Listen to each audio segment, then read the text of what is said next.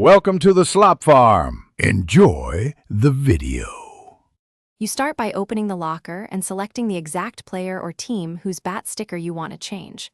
Once in the kit or bat customization panel, tap the sticker slot to view current decals and available options.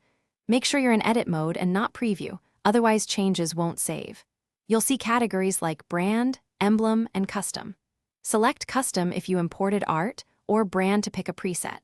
Now proceed to choose a new sticker from the list. You now choose whether to replace with a preset or import your own image. If importing, select the PNG/JPG from your device and grant storage access when prompted. Once the sticker is loaded, use the scale and rotation handles to fit it on the bat face. Position it precisely near the sweet spot.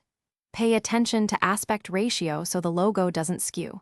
Once alignment looks correct in the in-game preview, tap Apply to embed the sticker and return. Finish by saving the kit and equipping the edited player or team, then load a practice session to verify how the sticker appears in motion. If the sticker fails to show, check image format and file size limits. Convert to PNG and keep under the game's max MB. Also confirm storage permissions were granted. If issues persist, clear the app cache or fully restart the game. This often forces assets to reload and resolves most sticker display problems. Thanks for watching. Consider subscribing if we helped you today.